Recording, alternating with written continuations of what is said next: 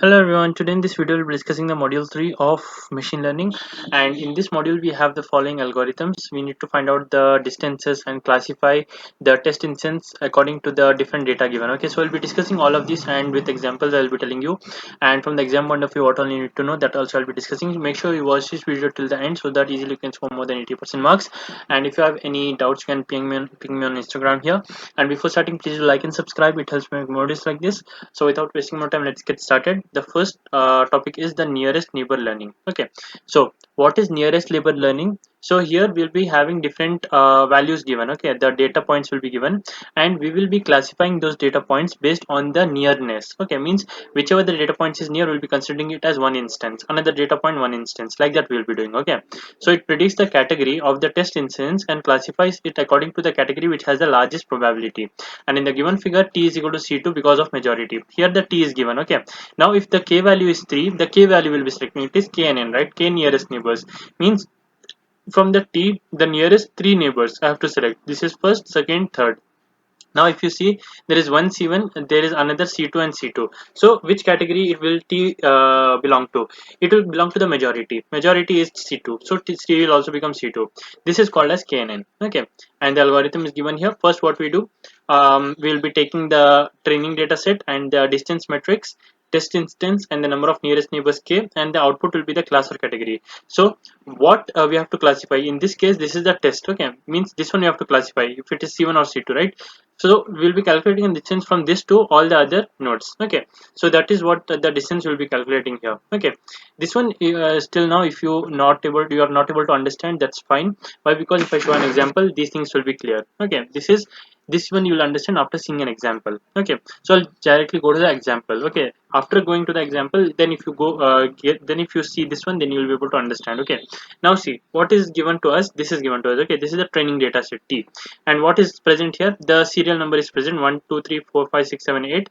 8 students data is given and their CGPA is given. The first student has scored 9.2 CGPA, second student has scored 8 CGPA, third student this much. Okay, and so on.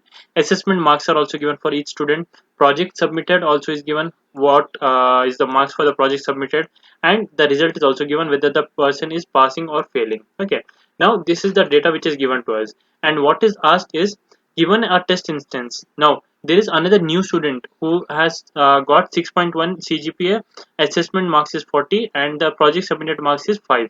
This person will be pass or fail based on the given data. What is the pattern you can find out? Can you tell if this person will fail or not? Okay, directly by seeing we cannot do, we have to find out the using the formula. Okay, so this is the test data. Okay, this will be called as test data. Now we will be comparing this test data with all of these data. Okay, so and k value is given to us as 3. Okay, now what we'll be doing here, we'll be taking the values 6.1, 40 and 5 and finding out the Euclidean distance. How do we find out Euclidean distance? What we need to do, 6.1 was its CGPA, right? So we'll be subtracting 9.2 with 6.1. Okay, 9.2 minus 6.1 we'll be doing, and assessment his marks was 40, so 85 minus 40. Projects his marks was 5, so 8 minus 5. We'll do all of those and take the squares, add up and take the square root. We'll get a value here. This is nothing but the distance of this score and the score which is given to us, 6.1, 40 and 5.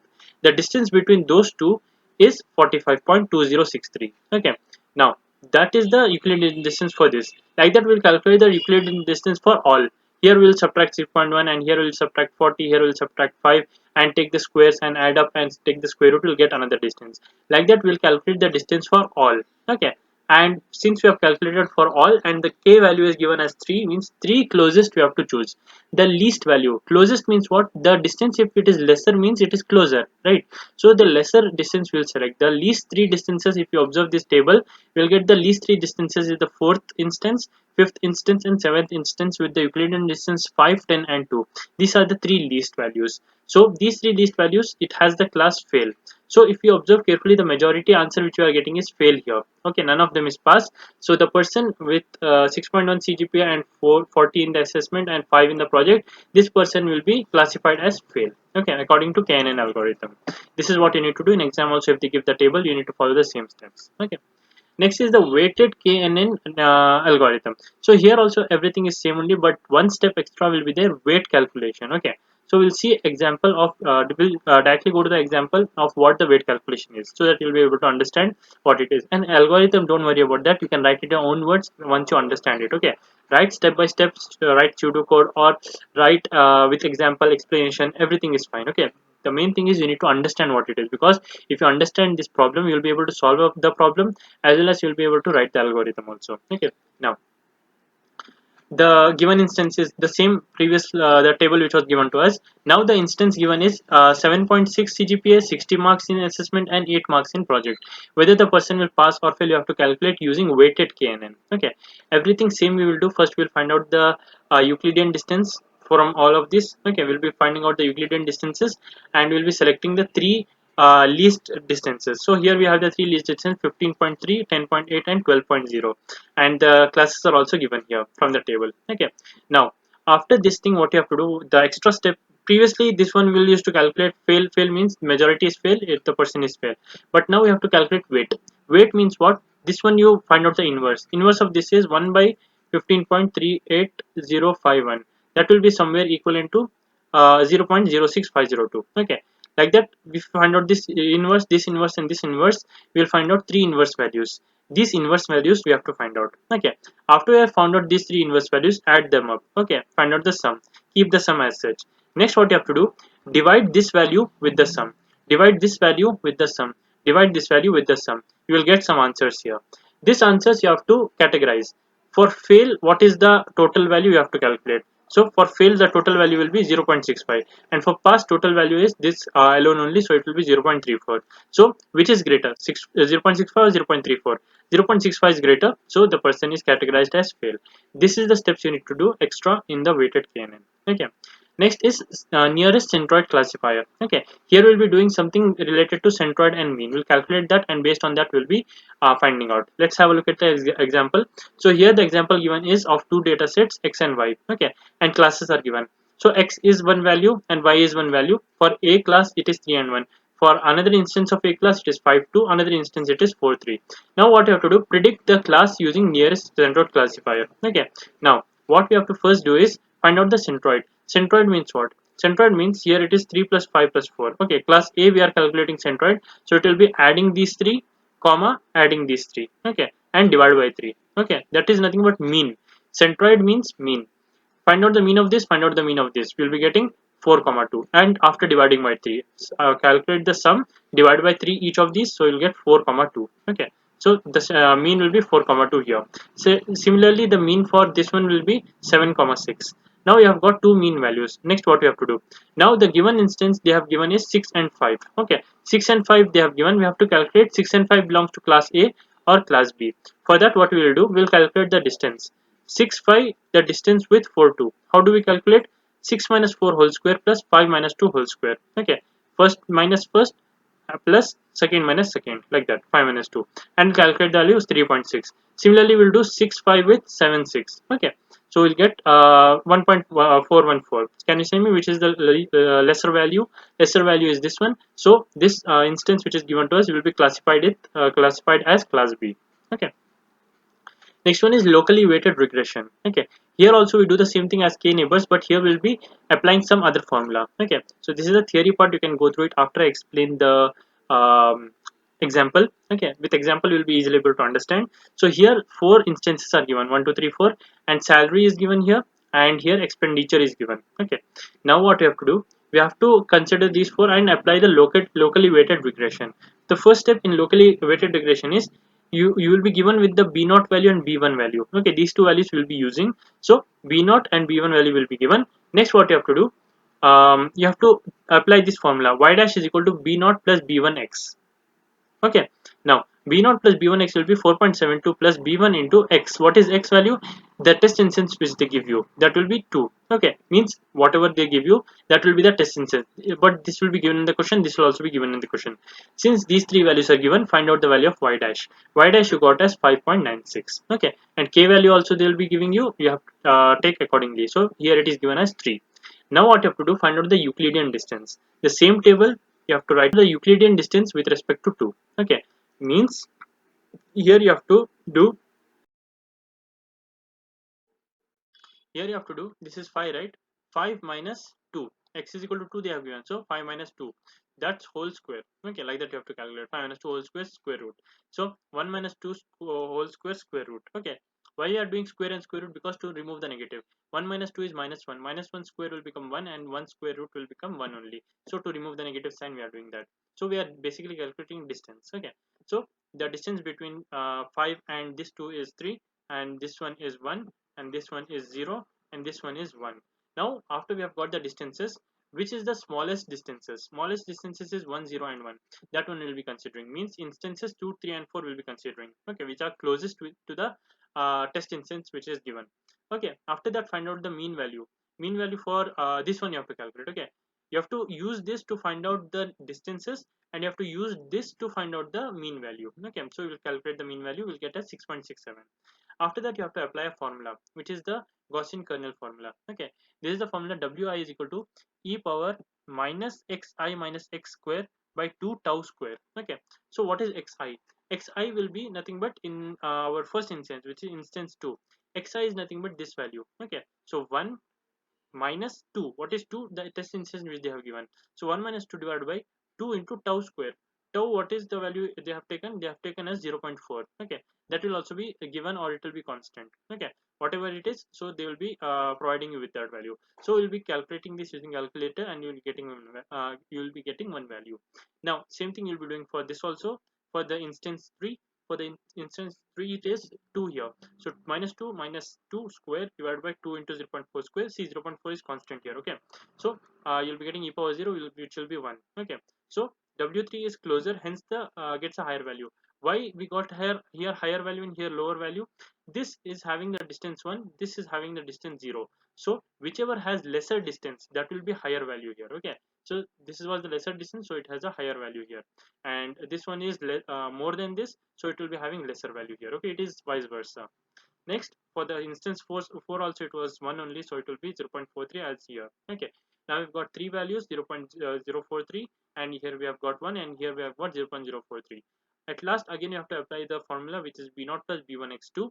But here what we'll be doing is, the b0 value is 4.72, and the b1 value is 0.62. Okay, see, if you remember carefully, here they have given as 0.62, right? That value will be taking, and will be calculating into 1. Okay, 1 is the value which is the x2 in this case. Okay, this value. Okay, 1, then 2, then 1, like that we'll be calculating. Okay, so we'll be calculating, we'll get 5.34, 5.96 and 5.34. Okay, now 6 values we have: 0.043, and this value is 1, and this value is 0.043. Okay, now what we'll do, we'll apply this formula. In this formula what we have to do is, this value which you got 5.43, that one will be subtracted with this value here.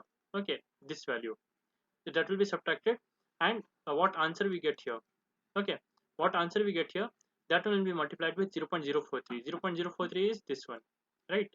So don't get confused. What we are doing is, here we got a value which is 5.43, that will be subtracted with the y value which is given, okay, for that instance, and we'll be multiplying it with this value which we have got, okay, the weight of the instance. Okay, so we'll do that, and we'll find out the values here, and we'll be doing squares also after doing the subtraction, and after that we'll be doing 1 by 2. So we'll be getting a value here. This value is nothing but the adjusted cost to minimize the error difference and get optimal beta parameters. Okay, this much you have to write to expect full marks. Okay, the next topic we have is regression. Okay, so what is regression? Regression means we have a graph here. Okay, and we have got some points here. Okay, and using these points we are calculating a line in between them such that it is closest to all the points. Okay, that line's calculation is called as regression. Okay, so regression analysis is a premier supervised learning algorithm that is used for predicting continuous variables. Continuous variables means the variables which are there in a straight path. Okay, in a graph, those variables are called as continuous variables. Next, the relationship between the dependent y and the independent x variable is given by y is equal to f of x. We will be doing something with x here, and we'll be getting an answer that is stored as y. So y is dependent upon the x value and x is independent. Okay, and correlation means how the change in one variable is affecting another variable. That is called as correlation. If one variable is increasing, is the other variable increasing, staying same, or decreasing? That is called as correlation. If one is increasing, another another one is also increasing, it is called as positive correlation. If one is increasing and other is decreasing, that is called as negative correlation. If there is no change happening with respect to increase or decrease of one variable on the other variable, it is called as no correlation. And the graph is given here. Here one variable is increasing, which is the x variable, y variable is also increasing, so it is a positive axis here, and it is a negative axis here because as x increases, y is decreasing. Here there is no correlation because x is here, it is increased, here it is increased, but y is still here only, and y is little bit moved here. Okay, so there is no particular correlation here. Okay, so that is the three types of correlations. And causation means it is about knowing if x causes y. Because of x, y is changing. That is called as causation. And some graphs are linear and non-linear. This is the linear graph which has a straight line. Non-linear means it will be a little bit curved. Okay, that is called as non-linear. And there will be different formulas for that. Okay. And types of regression. We have three types of regression methods. One is linear, one is non-linear, one is logical. Okay. Logical means here will be considering the um, some type of data is there. Okay, that name I'm not remembering, we'll see it. Okay, so this is the logical regression. Categorical data, categorical means categories like yes or no, that kind of data. Okay, that is called as logical regression. But here we will be considering the linear and non-linear first. Okay, so in linear also we have two types, single linear and multiple linear. Okay, what is linear regression? It is a type of regression where a line is fitted upon the given data for finding linear relationship between one independent variable, which is x, and one dependent variable, which is y, to describe the relationship. How is x related to y? If x is increasing or decreasing, how well it is increasing or decreasing y? That relation we are trying to find out using a linear method. Multiple regression means there will be not only x, there will be many variables like x1, x2, x3, and so on, which will be affecting y. Okay, that is multiple regression. Polynomial regression means they will be writing the words like x plus a x square, like that we'll be writing x1 square plus a x2 square, the squares things comes, right? That is the polynomial. Okay, and logistic regression, here you will be using the binary classifier, which is used to predict the categorical variables. Okay, so we'll be seeing each of these in detail. Before that, the limitations of regression method. Outlier means some extreme values. Suppose that the points are here and one point came here. Now because of this, if you find out the mean value, this will also be getting calculated in the mean value, which is not needed because it's an outlier. It doesn't happen always, it is just one extreme value, you have to ignore it. Okay, so regression will be considering the outliers, so that will be a limitation. And number of cases, the ratio of independent and dependent variables should be at least 20:1. Okay, so but it is very hard to find out such a ratio, so that is another limitation. For third is missing data. It's pretty obvious. And multicollinearity means if one variable is depending upon multiple variables, that time it will be a bit harder to calculate. Okay, so these are the four limitations of regression method. Next, let's take the first example, which is linear regression. Okay, in linear regression you'll be having this kind of formula: a naught plus a1x plus e. A naught is the, what do you call that? See, if this is a graph, if the line is starting from here, what do you call this? Intercept, right? So a naught is the intercept. Okay, a naught is the intercept, and a1 is the value constant which is getting multiplied with x to find out y. Okay, and e is the error. Okay, so a1 is the slope, a naught is the intercept, and e is the error, and x is the value of the x-axis, whichever it is. Okay, so the assumptions of linear regression are: the observation y are random and mutually dependent, difference between predicted and true values is called error, and distribution of error term is independent of the joint distributory explanatory variables, and unknown parameters of the regression are constants. Okay, these four assumptions are there, and this is the formula we'll be using for linear regression. Now we'll be finding out a line in between the points such that the errors sum will be the least. Means if we find out a line like this and we calculate the error here, error here, error here, and calculate the sum, we'll get some value. And if we can find another line for which the sum is lesser than the previous one, that means this is more better line, right? Like that we'll find out the best line which is present, that is the least errors. Okay, that one we have to calculate, that is only called the linear regression. Okay, so this formula will be like this: y1, if you want to calculate, it will be a naught plus a1 x1 plus e1. Y2 will be a naught plus a1 x2 plus e2, because to calculate y2 we need x2, like that, and error will associated with that. A naught and a1 will remain constant.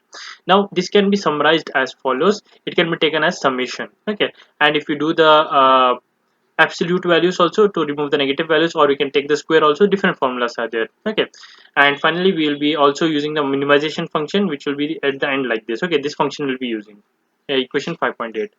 Now we'll be taking the mean values also and calculating. So let's understand it using an example. So in this example, the weekly sales data is given. So in week 1, how much was the sales, and week 2, how much was the sales, week 3, week 4, week 5, the sales is given. Now they have asked to calculate in 7th week and 9th week what could be the sales if this trend continues. Okay, you got the point. These 5 weeks is given, and if the same trend continues, what could be the probable 7th and 9th month sale. Okay, so for that, what we have to do, we have to write from 1 to 5 and do some operations. What are the operations? Xi is here, find out xi square. Okay, xi square. Also calculate xi into y. I mean x into y, calculate and write it here. Okay, so after doing all that, find out the sum and average. Okay, find out the sum and average, sum on average of all of this, because we will be needing these formulas. After that, we have find out the average of this, which is x bar, y bar, x square bar and xy bar. After we have find out those values, we'll be substituting in this equation xy bar, x bar, y bar, xi square bar, x square bar, like that. Those values will be substituting it here, and we'll be finding out a1 value and a0 value also. For a0 and a1, there are two formulas, right? This is for the a1 formula and this is for the a0 formula. We have got all the values, just substitute those values, find out a1 here and find out, I mean put the a1 value here and find out a0. After you have got the value of a1 and a0, we'll be able to plot this graph by using this formula. Y is equal to a0 plus a1x. Okay, we'll be using this formula to plot the graph, and we'll be finding out a line that is the linear regression line. Got the point? After that, we'll be calculating the 7th week sale and the 12th month sale by substituting the value of 7 and 12 in x. When we do that, x is equal to 7 in this formula, we'll be able to calculate the value of 7th month, and if you substitute 12 here, we'll be able to calculate the 12th month sales. Okay, the predictable sales according to the trend. Okay, for both cases. This is about the graph. You can do the same thing in matrix form also. So in matrix form, it will be written like this: y1 till yn, and here it will be 1, x1 till xn multiplied with a0 a1 plus e1 till en. If we take one of them, okay, y1 should be equal to, what should be y? Y should be equal to a0 plus a1x, right? a1 plus x plus e. If you consider y1, it should be 1 into a0, which is a0, plus x1 into a1, which is a1 x1 plus e1. So it is the correct formula for y1, like that till yn it is true. So we'll be substituting, we'll be using this formula here. Okay, and it can be also written as x into a plus e. This whole thing, if we take as capital X, it will be x into a plus e. Okay, now find the linear regression of the data of the week and product sales in 1000 using the linear regression in matrix form. So this is the week data given and this is the sales data given. Now we can represent this week as 1 2 3 4 and this as 1 3 4 8. Okay, x and y here. Now the x value is, we have to substitute once here, and 1 2 3 4 is written as in the equation they are given. Once we have to substitute, and x1 till xn we have to substitute, and y will also be taken it like this. Okay, now we have to find out the value of a, right? So we'll be have to do all these things.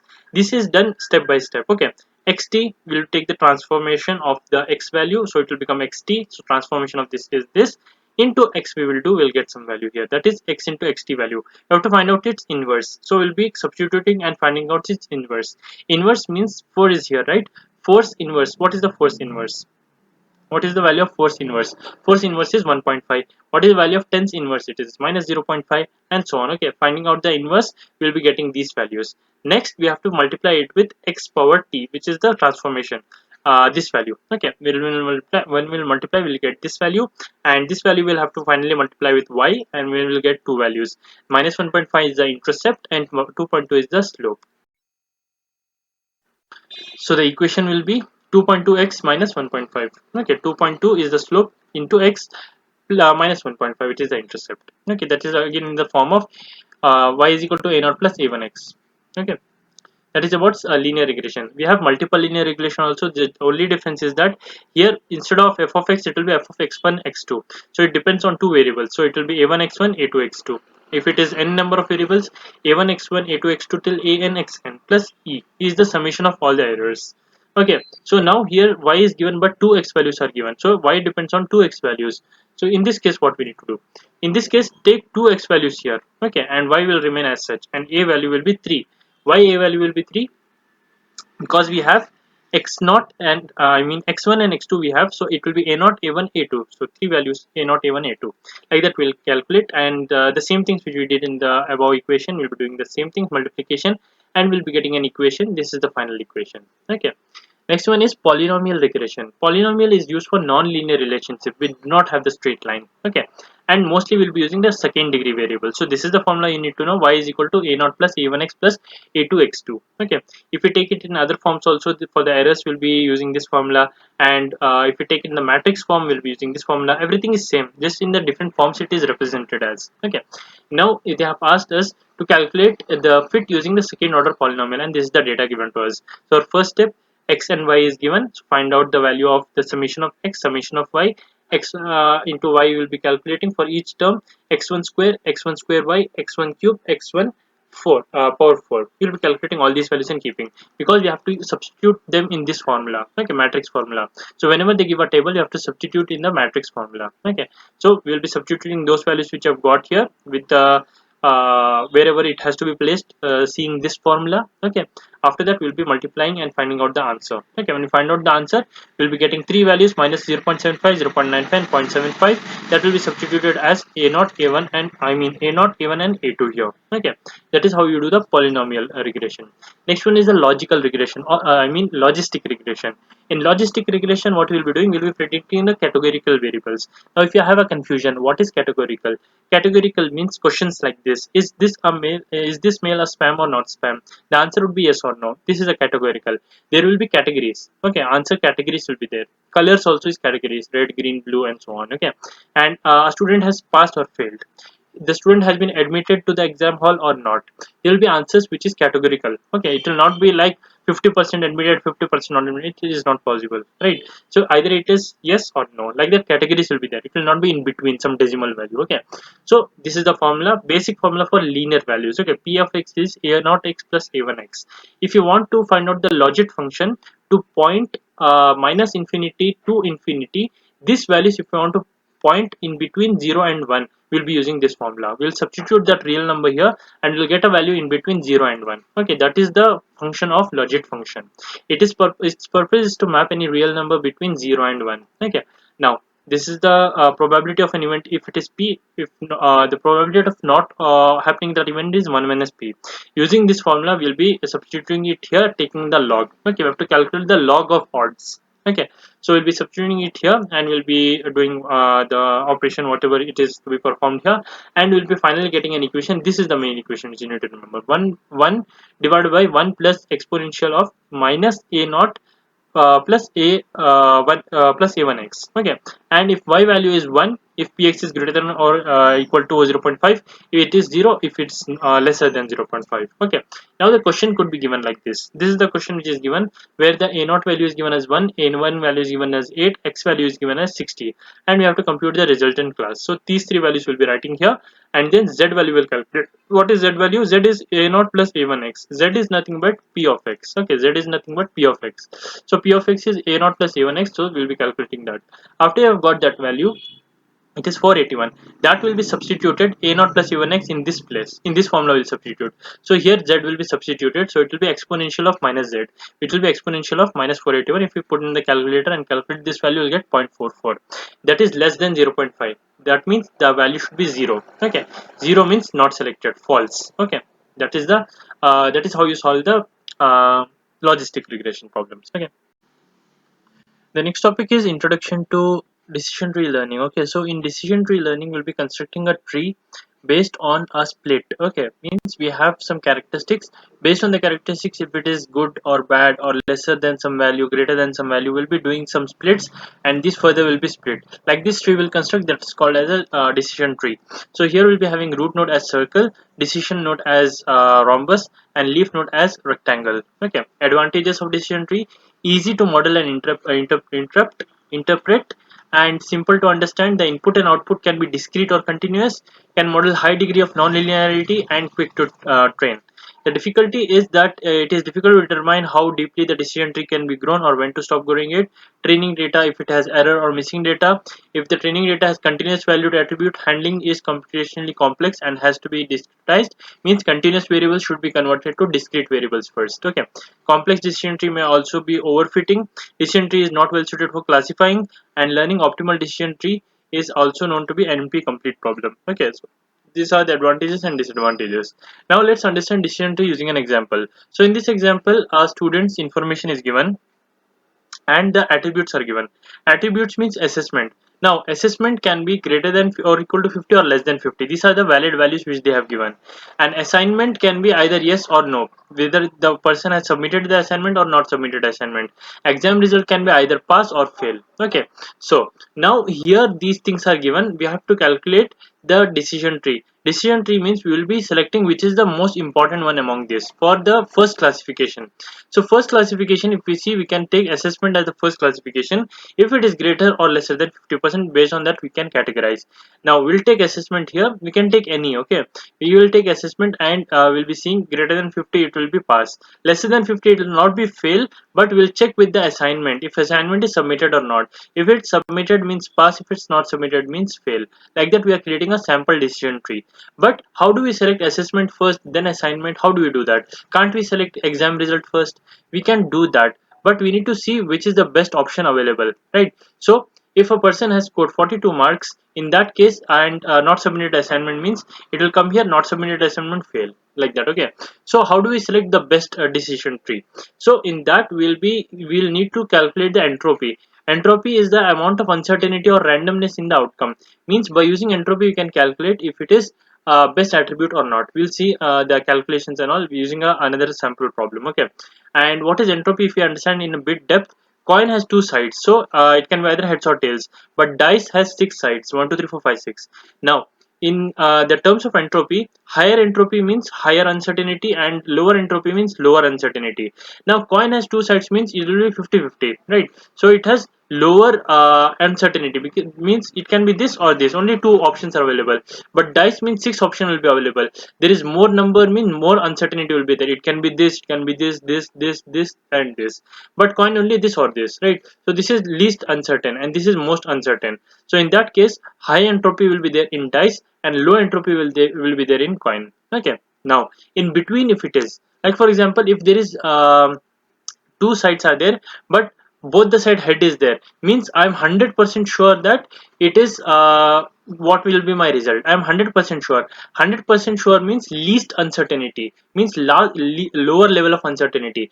Lower uncertainty means lower entropy. So entropy will be zero when certainty is the most. If I'm 100% sure, like toss the coin, if both the sides are percent sure, that means the entropy is lower. Okay, there is least. If it is the reverse case, both the sides are heads, but I am expecting a tail, so I know 0% tail will come. So 0% tail means it is highest uncertainty, so higher entropy will be there. Okay, so if all the instances are true, it is the lower uncertainty. If all instances are false, it is the higher uncertainty. If it is in between, like 50-50% means entropy will be 1, it will be higher, because it is 50-50%, it will be higher only, because we cannot say for sure if this or this. But if it is middle, like 60% and 40%, in that case what will be the entropy? We have to calculate using this formula. Okay, 6 by 10 log 2 6 by 10 plus 4 by 10 log 2 4 by 10, and minus will be here. Using this, you can calculate the entropy of a in between data, like 60 40 70 30, like that, on or any other ratio also. Okay, and these are the probabilities given here, and these are some of the formulas which we'll be using in the upcoming problems. Okay, this also is there. And the general algorithm for decision tree. How do we construct a decision tree? We'll select the best split and then we'll be splitting. Again, we'll select the best split and split. That's all. Okay, so we'll be seeing in the upcoming topics, like how do we actually implement it. Okay, so there are four algorithms which you need to study from this module. The first one is ID3 algorithm, second is C4.5, and third is CART algorithm, and fourth one is regression trees. Let's understand each one by one. So ID3 is the algorithm which is widely used for creating a decision tree. Okay, let's understand using an example how it is. Before that, T is the training data set, A is the set of attributes, and M be the number of classes in the training data set, and Pi is the probability that data instance or a tuple D belongs to the class Ei. Okay, Pi is the probability that something belongs to class Ci. So Pi is equal to total number of instances divided by total number of tuples. So it will be dci by t. Okay, and the entropy info formula is given here, that also will be using. Okay, information gain also will be using. So if you understand, if we go through an example, it will be easier to understand. Okay, now see, the students performances is given. Okay, so students performance in the I mean different types of instances for the students data, it's given, the CGPA is given, interactiveness is given, practical knowledge and communication skills. Okay, now also it is given whether a job offer that person will get or not. So if this is the criteria are there, they will get a job offer. If this is the criteria are there, they'll not get a job offer.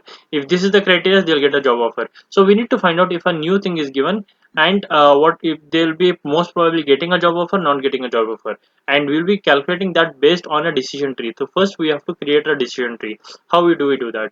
See, these things are given. Observe carefully. CGPA is the one thing, interactiveness, practical knowledge, communication skills. Based on these four things, this is decided. Okay, now what you have to first do is calculate the entropy for the target class job offer. For the target class, you have to calculate the entropy. Entropy means how many yes are there and how many no are there. There are 7 yes are there and 3 no's are there. So we have to calculate the entropy info for 7 yes and 3 no's. Okay, so it will be 7 by 10 log to 7 by 10 plus 3 by 10 log to 3 by 10. That will get as 0.88. Now second step is to calculate entropy info and gain information. So we'll just apply the formula. So we'll be doing it for all the columns. So for the first column we'll be doing CGPA, then we'll be doing it for interactiveness, then practical knowledge, then communication skills. So for CGPA, what you have to do is you have to calculate how many job offers got where CGPA was greater than 9, how many job offers greater than 8, how many job offers less than 8. Okay, and how many job offers were not given, that also you keep it here, and we'll calculate total. 3 plus 1 is 4, and means above 9 there are 4 job offers. Whether someone got or not, that's a secondary question. And above 8 it is 4, and below 8 it is 2. Okay, now after doing this one, you have to find out the entropy for the CGPA. Like that, we'll first calculate entropy for CGPA. Then after we have been done with that, we'll calculate the entropy for interactiveness, then practical knowledge, then communication skills. Then we'll compare among them. Okay, so let's see how do we do that. So here what you need to do is first take this one, total amount here divided by the total number. Total number is 10, right? 4 plus 4 plus 2 is 10. So you write 4 by 10 here and multiply it with 3 by 4 log 3 by 4 means for the yes, minus 1 by 4 log 1 by 4 for this one. Okay, after that again 4 by 10, 4 by 10 minus 4 by 4, and here it is 0 by 4. Okay, next it is 2, so we'll write 2 by 10, then it is 0 by 2, and here 2 by 2. Okay, so how much is the maximum number here? From that number you have to take as denominator, and once you do that you will be getting an answer. Subtract the employee entropy info with the entropy info for the target variable. When you subtract both of them, you will get the gain. So 0.88 minus 0.3243, it will get as 0.5564. This is associated with CGPA. Like that, we have to calculate for interactiveness also. For interactiveness, again, we'll do the same thing. There are two options, yes and no. So yes will be 6 by 10 here, and the no will be 4 by 10 here, and we'll substitute these values here and these values here, and we'll calculate an answer. This answer is to be subtracted with 0.88, and we'll get this one. This is for interactiveness. Like that, we'll calculate for practical knowledge and communication skills and put the final answers here. So if you can see, there are 4 answers present. For each of these, the gain which we use this formula, you'll get an answers. So these answers are present here. We have to select the highest value. Highest value among this is CGPA. So on CGPA there will be a split. Means there will be 3 splits: greater than 9, greater than 8, and less than 8. Like that. Whichever is greatest gain, we have to split on that. This is how we use entropy to calculate which is the best attribute to. Now, since we have got CGPA, we'll be splitting on CGPA. Okay. Once we split on CGPA, there will be 3 options: greater than 9, greater than 8, and less than 8. If you observe greater than 8, okay, if you go to the top here, the table which they have given, greater than 8. Okay. So see here, greater than 8, not this one. Okay, greater than 8. Here all the job offers are yes whenever it is greater than 8, and no job offers is 0. So we'll be directly writing yes. If it is greater than 8, the job is pakka. Okay, and if it is less than 8, the job is not pakka. Okay, because no is here and 2 we have got here, and none of them have got a job in the yes. So it is sure for 2 and sure for 4. But greater than 9, there is a again a split needs, because it is 3 and 1 here. We cannot directly say yes or no for greater than 9. Okay, so like that only.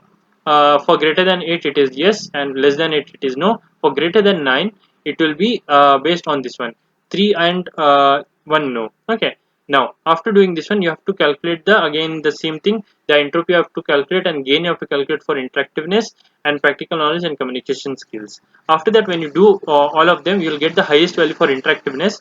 So the I mean sorry, you will get the highest value for practical knowledge and communication skills, that is 0.81. You can choose any of them, and if you choose any of them, then again the categorization will be done. Based on this, we'll be categorizing it to good or average and very good, like how we did for 9, 8 and less than 8. Like that we did, and we calculated this whether it was no or other splits were required. Based on that, we'll check again the table and we'll see that there is no other splits required. There is a direct answer, yes and no. Okay, so this is how you do the ID3. Okay, next one is C4.5 constructions. It is an extension of ID3, but here we'll not use the information gain, but here we'll be using the gain ratio. Okay, so what is gain ratio? This is the formula. For the gain ratio, we need to calculate split also, because info gain by split info, that will be giving us the gain ratio.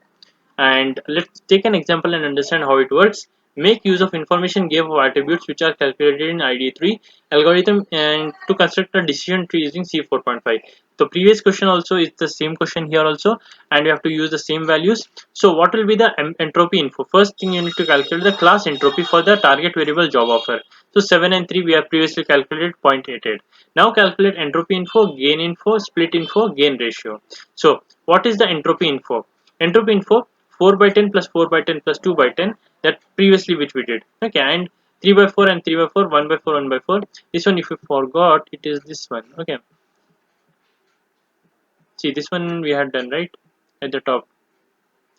This one we have got 0.8807, but for this one we had done 4 by 10 and 4 by 10 and 2 by 10, and we got 0.3243. That's same thing I'm doing. Okay, that one I'll get here also 0.3 3243, and again we'll do the gain CGPA. It is 0.88 minus 0.3243. It will remain same only here. The entropy info for CGPA remains same.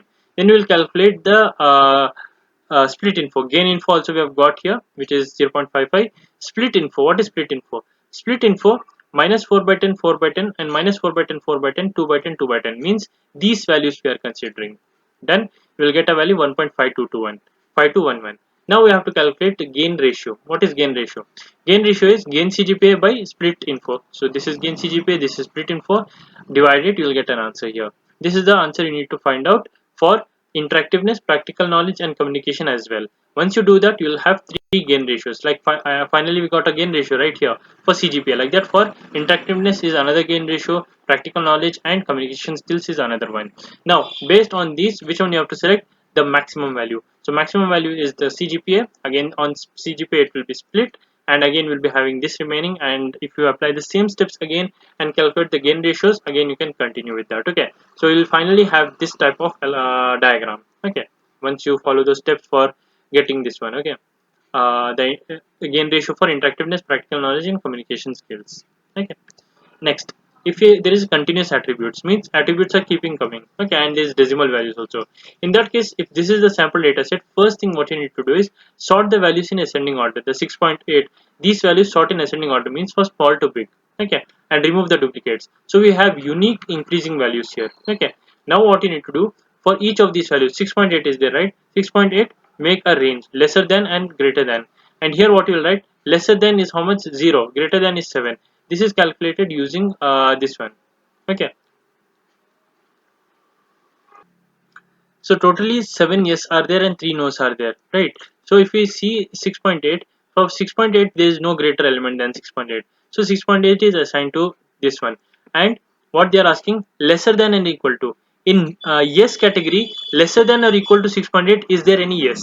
Lesser than 6.8, first of all there is no other number, so it will be 0. Okay, yes will be 0. But here they have given less than or equal to. No is equal to 1, because because of equal to, less than or equal to, so no will be 1 here. Okay, and like that for greater than also.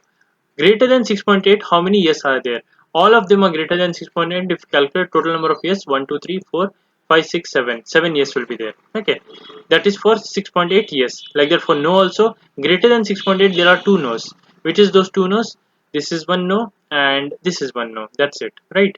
So you will be writing 2 here, and we'll be calculating these three values.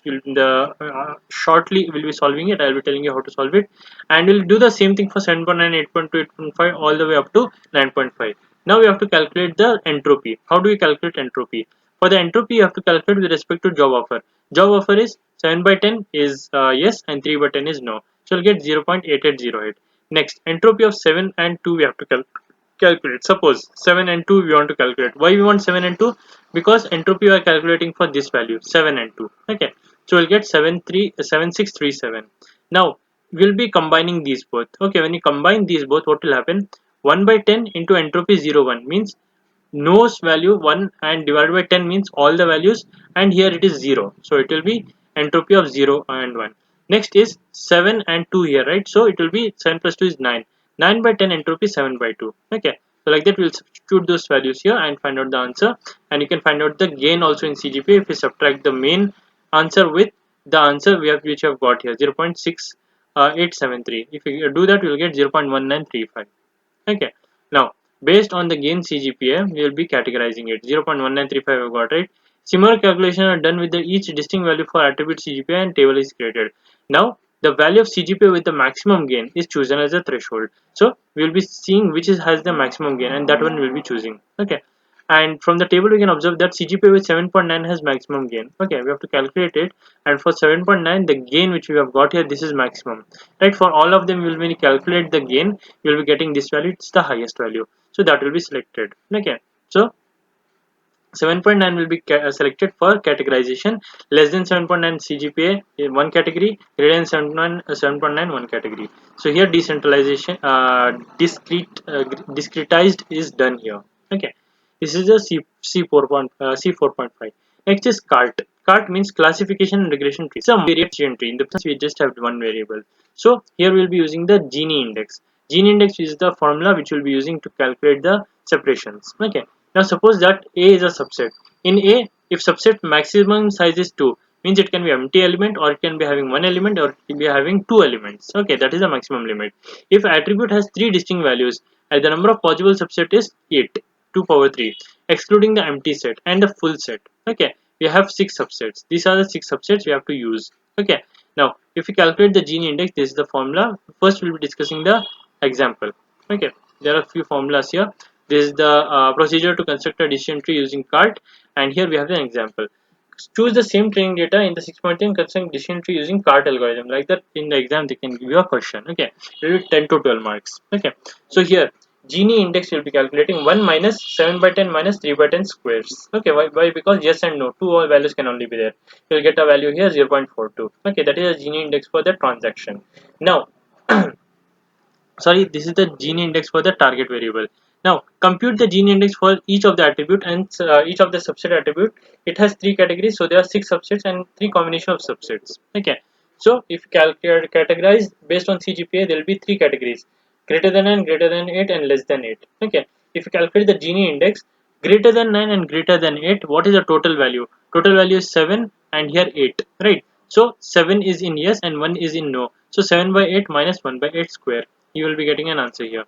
Like that we'll do for less than 8 also. For the less than 8 is 0 by 2, and here it is 2 by 2. So we'll be getting a value 0 here. Like that we'll do for all of this in the CGPA, and then we'll be making an index like this. This is the Gini index. Okay. Now we have to calculate the best splitting subset which has minimum Gini index for an attribute. So if we select these three, which is the least one? This is the least one. So this is the place where the separation should happen, because it is lower Gini index,